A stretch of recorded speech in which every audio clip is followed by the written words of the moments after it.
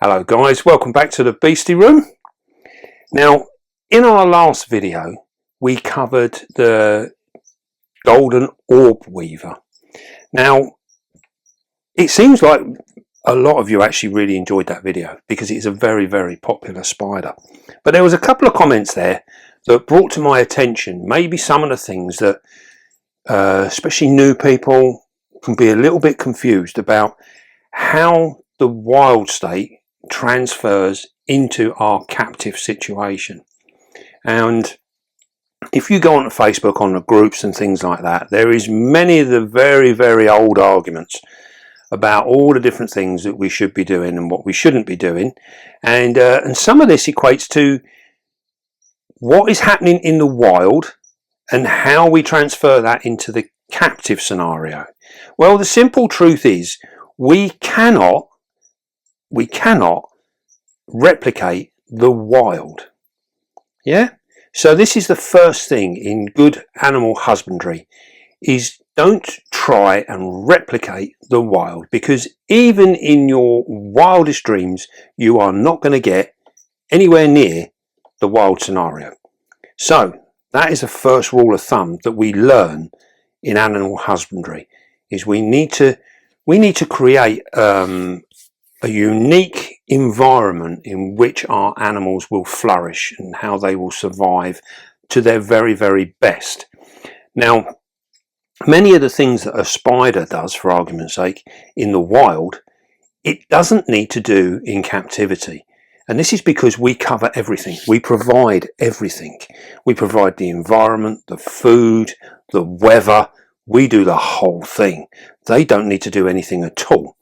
So one of the comments that came out in the golden orb weaver was someone was surprised that we put a golden orb weaver in this 30 by 30 by 45 exo, and their comment was that is way too small for that particular spider, because they build huge great webs, which we spoke about in the video. They build huge webs, sometimes a meter or more across. They can be humongous webs. Now, the reason our orb weavers build such huge, great big nets is to maximize the amount of aerial space in which they can catch prey. So, if you've got a web this big in the middle of a field, you are limiting the amount of prey that you are going to catch in that net, because prey doesn't fly around thinking to itself, hey up, look, there's an orb weaver net web over there, let's go fly into it. It literally catches it by surprise. It flies along, hits the web, and it's caught. So it's not like it attracts the wild food. It literally is a case of an accident. An insect flies into the web by accident. That orb weaver runs out, grabs it and eats it. Now, obviously, in the wild state, the bigger your net, the more chance you have of catching food, which means the more chance you have of surviving, and so on and so on. Now, in the captive scenario, yes, this spider in the wild would have an enormous great big web, sometimes half the size of this room. Not a problem at all. In the captive situation, she will build her web to fit her surroundings. Now, because we feed her on a regular basis, she is not reliant on food accidentally finding that web. The only accident that's going to happen is me opening the door and putting something in there for her. So she doesn't need a huge, great big meter plus web to survive. I am here to make sure that she survives. So that means that we can get away with housing this particular spider in an enclosure this big. As you'd remembered on the video, I said you really wouldn't want to keep one in anything smaller. This is about as small as we'd want to go. Now, that is purely because as a visual thing, we want to see that web. We want to see her doing her stuff as she would in a natural state. Now, she has built a lovely web that goes from one corner to the other corner, and she has covered that. And as you can see there now, she is sitting out in that web. And she is just waiting for food. Now, we have actually got a couple of flies here that we can try. We're going to open the door. And you remember, we kept the rest of this enclosure clear. And as you can see, we're opening that door. None of her web is connected to that door, which means we can get up there. There's a cheeky cricket there, look. He's walking up the stick. We can't really see much without the door being opened. Well, we can try and open this one. There you go. As you can see there, her web isn't attached to the doors at all. Now, we got a real cheeky cricket there. Now, I don't know, maybe. I can't see him or the web. Right, let's have a little look here. Let's see. Help me. Yeah, cricket is there. Zoom right in. There we go. We can just see our cricket here. Now he might just hit a trip line, which might just get her into action. If not, we have actually got a couple of flies that we can pop in. I don't think he's going to do it. But if we come round here, if we look at this angle here, you may just about pick up the web. You help me. Keep coming. There it is. You can just see the web here. So if we go in, that's it, zoom in. Whoop, steady. It's very, very difficult to pick up the web because it is so fine. There you can see a line of it there. Literally a line. I don't know if we can get any, just about make it out now. We can just about make it out here. This is the web here. It's very, very fine, so it's difficult for the camera to pick it up. But if we go on the front again, and then what we'll do is we're going to close this one door. We've got a good look at her there, have we? Yeah. We can get a nice look at her. So as we were saying, she has built a perfect web to fit in this scenario. And that is all she needs. What you've got to remember is the web is purely an instrument to help her feed. This is how she catches her food. And she has built one to suit her environment. And like we were saying, she doesn't need a massive web because we are here to make sure that she doesn't go hungry. It's just instinct for her to make it as big. Yeah, you can't tell yeah, they're always open. No, they're designed to make it as big as possible. If we come in here, I'm going to see if I can flick a fly up into her webs. If you concentrate on her, we'll see if we can't flick a fly up. Whoa, there you go, look. Now you see, so there you go. She's literally pounced on that fly that we have thrown in there. So as you can see, she doesn't need a huge web because we are supplying your t-shirt. Everything. We are supplying everything for her.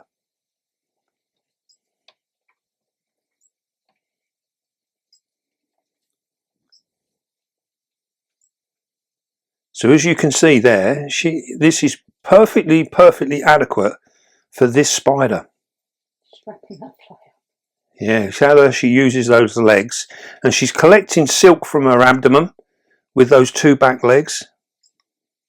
Now she's obviously not particularly hungry, but what she's done there is she's killed the fly, and she's literally just wrapped it up to secure it.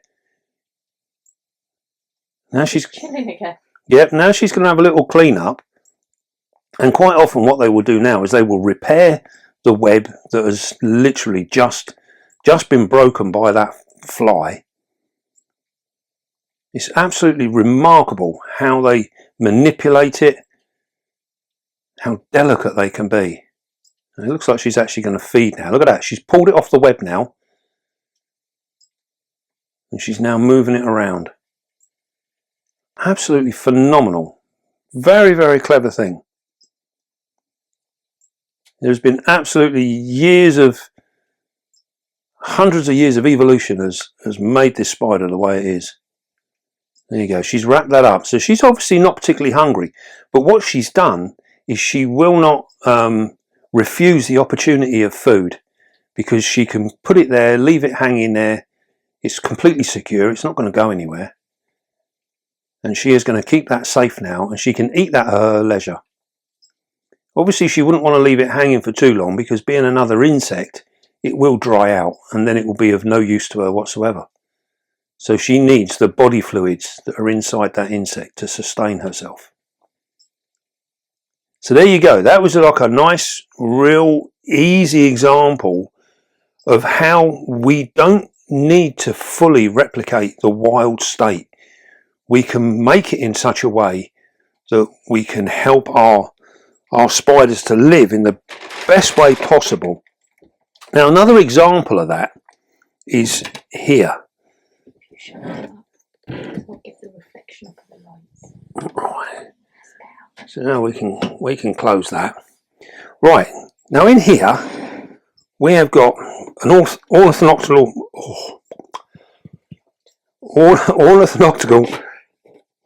raycon. Now this is a member of the golden fringe family, and these are a little bit smaller than those, but again the same sort of spider, but they're an actual fossorial spider. Now we often see big arguments, big debates coming up on the Facebook groups about there's not enough substrate in for a particular spider, and it often comes around because of fossorial spiders. Now, when we're looking at fossorial spider, as we all know, fossorial means that they dig down deep into the ground, and that is where they build their burrows. Now, if I move this forward, you might just get a glimpse of her sitting in her burrow.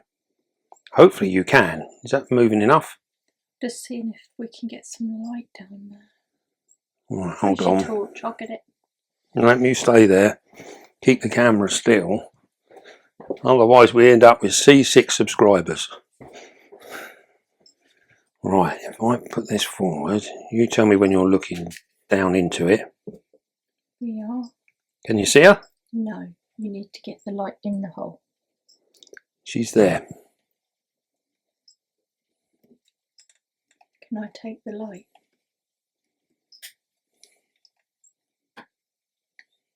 Can you see? How do I get it? Oh. She's little feet have gone. Take the light. Can you see in there? No, it's just a black hole. Oh, you've spooked her. Blimey. Yeah, she's gone. See, I don't know. We've only got one thing to do. Film. Right. So anyway, right, what we're talking about, look at the way this is constructed, and you can see, if you get a nice overall look of it, we can see where she's used the leaves and bits and pieces, and she's built this web turret which goes directly down into the ground. Now, when we often see about these things on the Facebook groups and what have you, they all come out, you know, and they're roaring, and it's all about substrate depth.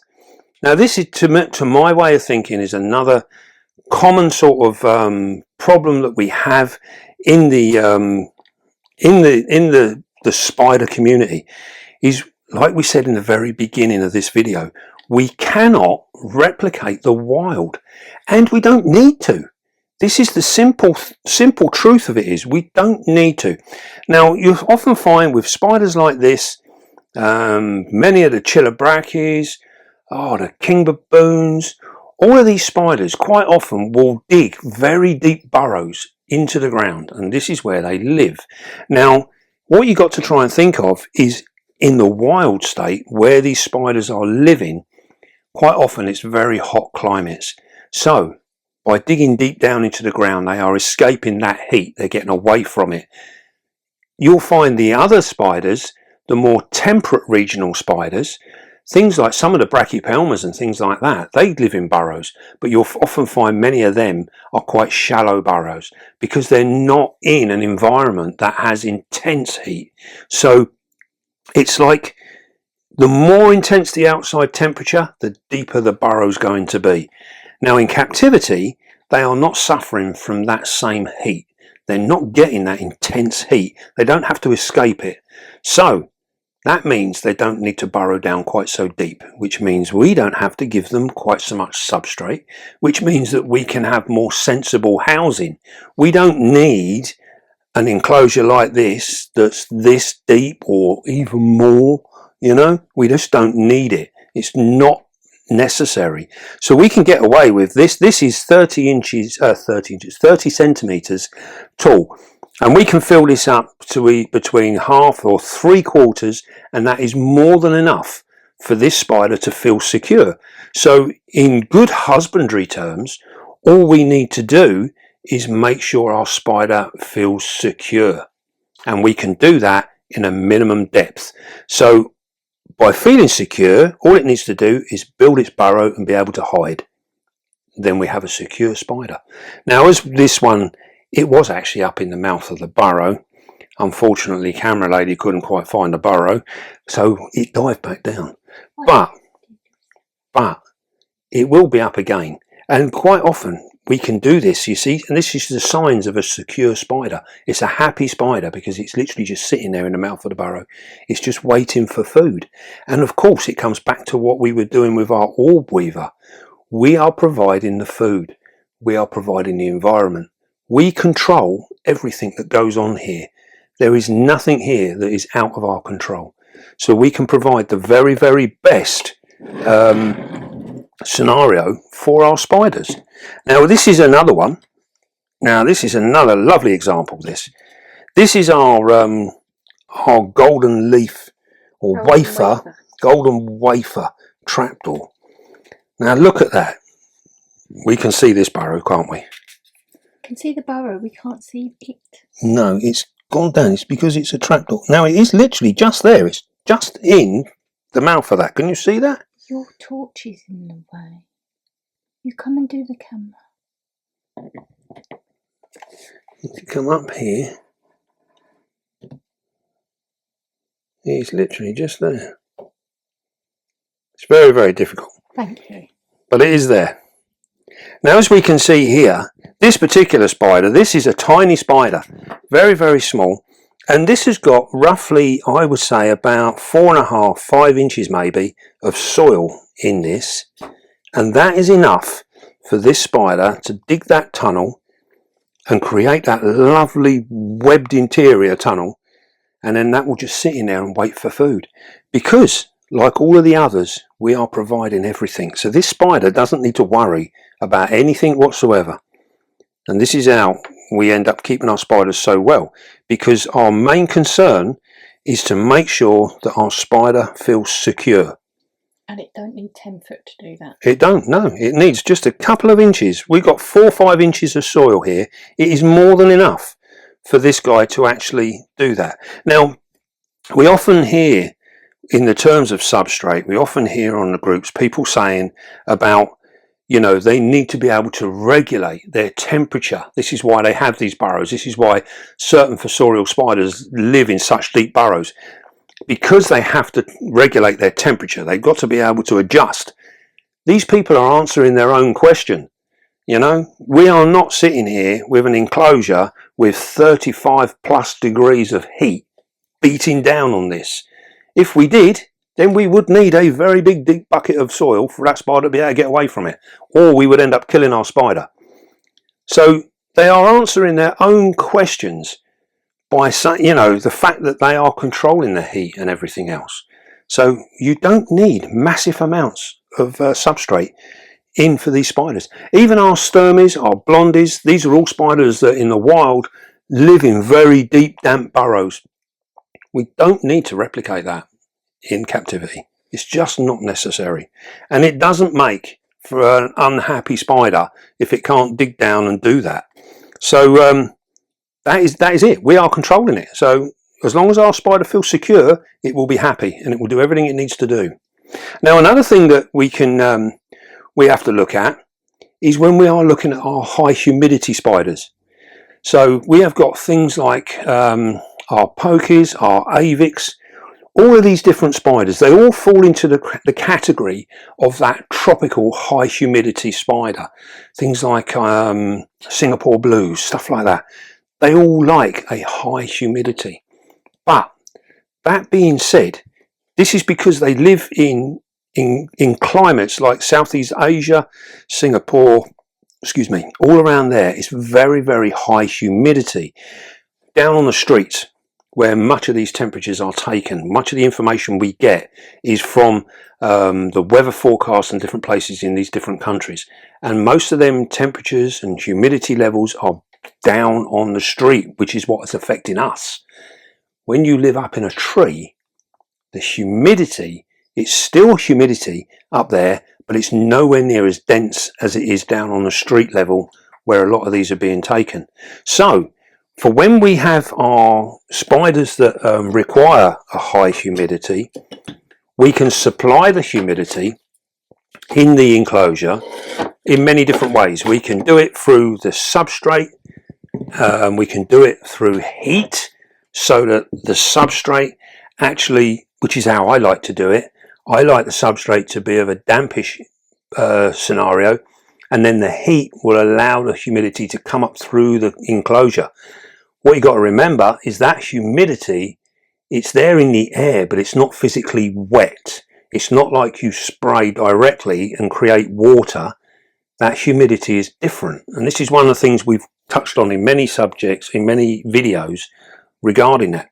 Now, when we do our high humidity spiders, we put cork bark in the back like this, give them somewhere to hide so we can see that. As you would have seen on many of our old videos, we'll have a bit of cork like this laid up in a corner or whatever, and behind that cork is where our spider will generally set up home. Now behind there it remains absolutely dry, absolutely dry. It's only the outside environment that we get that humidity, and that is what keeps our spider in a good order, and that is good husbandry. Now where it lives, it's dry, because up in the wild state it would literally be between bits of flaking bark in a tree, it might be in curled up leaves, it could be in any scenario like that it can squeeze into and rest for the day without fear of birds coming along and eating it or being disturbed by other animals. Now wherever it rests, it will be dry.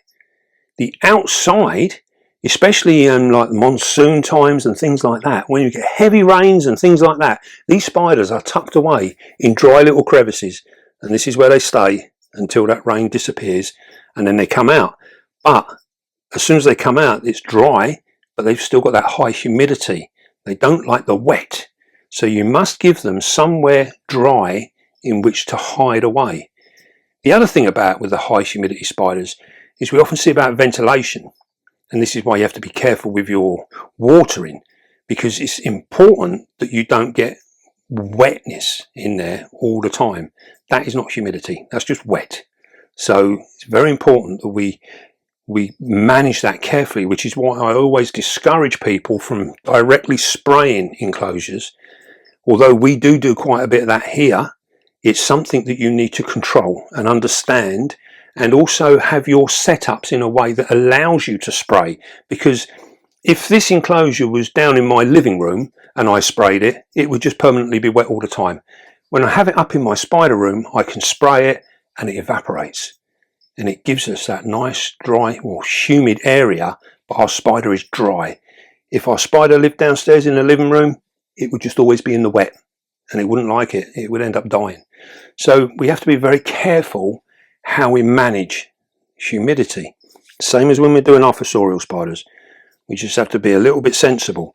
So I guess the sum up of this video really is to try and encourage you to think outside of the box and not to try and replicate. We are not here to replicate the wild state. We are here to bring some of the issues of the wild into our captive situation and then mold them in a way that we can benefit from them, and our spider will benefit as well. And that is the most important thing. So out of all of these different scenarios, the one big key factor that they all require is you need to have a comfortable, relaxed, happy spider. And that means making it secure in the environment that you give it. If you do that, you will end up with a happy spider, and a spider that you'll see an awful lot of as well. So that is really what we're aiming for, giving our spider that security, but also in a way that gives us something visually nice to look at as well. And we can do it all. We can do everything. It doesn't need to be really difficult. So try and think out of the box. Try and make it as simplistic as possible. And remember, we are in control of the whole environment. Everything that goes on in this enclosure is down to us. If it goes wrong, it's down to us. If it goes good, it's down to us. We need to learn. Now, when we set these up, you can do them, you need to do them in small stages. So if you're setting something up, perhaps you've not had a fossorial spider before, and now this is your first one. Just go very, very slowly. Remember, most of these spiders, the vast majority, 99% of spiders, are better a little bit on the dry side than they are the wet side. So if you always go to the drier side and then just increase gradually, a little bit at a time, look at your scenario. If you're spraying your soil and it goes a nice dark brown where it's literally got moisture in it, and then it takes 3 weeks for it to go light brown again, you know you've got a massive window there before you ever need to soak again. You know, everything is here. It's all there to tell you all about it. And if you're not sure, we've got many videos that we've done in the past covering these subjects. So go back and have a look at them, and hopefully you'll see it a little bit more in depth. Right, well, I hope that's answered a few questions. It's a really interesting subject because this is the core of what we do. It really is. And the more people that really understand and get involved in this side of it, the better the hobby will be, and the better your spider keeping will be for you as well. Right, well, I hope you enjoyed that. And don't forget, be calm, be gentle, and love your spider. And I'll see you soon, guys.